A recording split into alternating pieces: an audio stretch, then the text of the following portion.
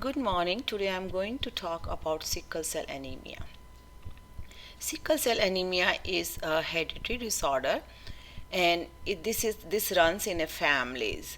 So, in order to have this disease, both parents should carry a abnormal gene.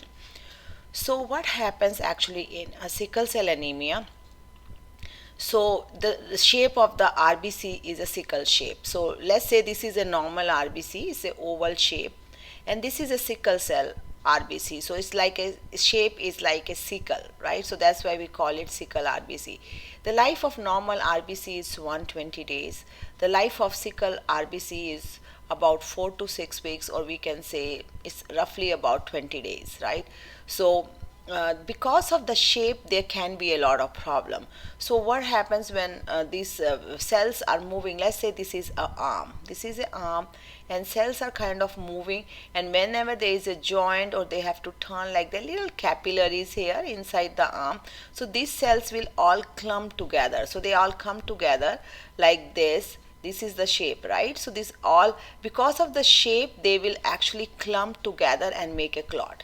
That was the problem due to the shape. If it is an oval shape, it will slide easily, but because the shape is like this, so they try to attach to each other and make a clot.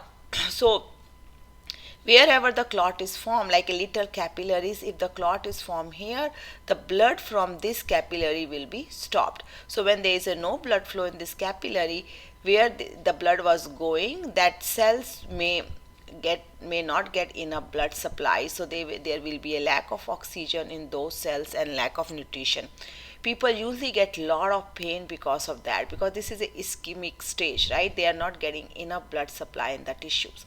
So that's very common. So it's a very painful disease. Remember that. People usually come with a lot of pain, they get admitted in the hospital, and that's called vaso-occlusive crisis. Whenever they have a pain and they are coming, um,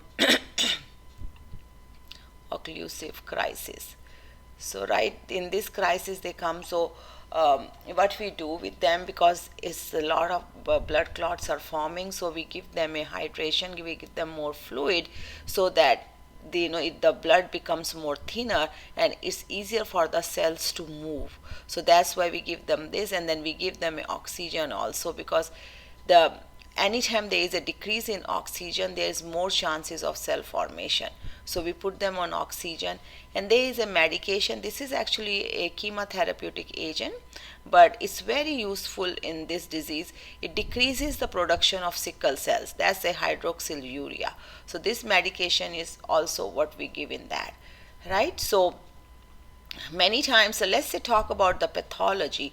So normally what happens when we have a normal cells, the normal cells, like they go, when they have to die, when there is a hemolysis, they go to spleen, right? When they go to spleen, they die here, and then they produce what? They produce a bilirubin, right? So then this bilirubin goes to liver, and this bilirubin is a unconjugated bilirubin, right? So this, in a liver, it converts into the conjugated, right? So that's what happened normally. Right? So the normal RBC, let's repeat it again. When they hemolyze, they go to the spleen, and then they produces a bilirubin, which is the end product of hemolysis, and this unconjugated bilirubin goes to liver and converts into the conjugated. Once it is conjugated, it goes into the GI system and it comes out, right? It comes out through the stool. But if it does not happen, then what's going to happen? This unconjugated bilirubin remains in the blood, and it gives a jaundice yellowness to the people. So now let's say the sickle cell RBC. Sickle cell RBCs are dying every 20 days, right? That's what is a easy you need to remember. So they die so faster. So that's why in the spleen, spleen gets lot of blood together, because the cells comes with the blood. So lot of blood together, and then it makes lots of bilirubin. This all bilirubin goes to liver. The liver is not able to handle so much bilirubin at a time. So many times you will see these people suffering with a jaundice, right? When so much blood is going into the spleen, many people come with an enlarged spleen, right? So that's what is another problem with them. right? And then the other problem is enlarged spleen, because lot of blood, and then they have so much of unconjugated bilirubin in the blood, so that's give them a jaundice. So that's another problem. And this, when we were talking this, the clot formation, these people can actually form a clot at different areas. They can form in the brain, they can form in the legs, they can form in the heart, they can form clot in the kidneys, so anywhere they can form. Their life expectancy is about 30-32 years. It was very less before, but it has gone little bit up because of the good treatments. But they don't survive very long. Okay, so if you have any question, please contact me through the nclexinternational.com.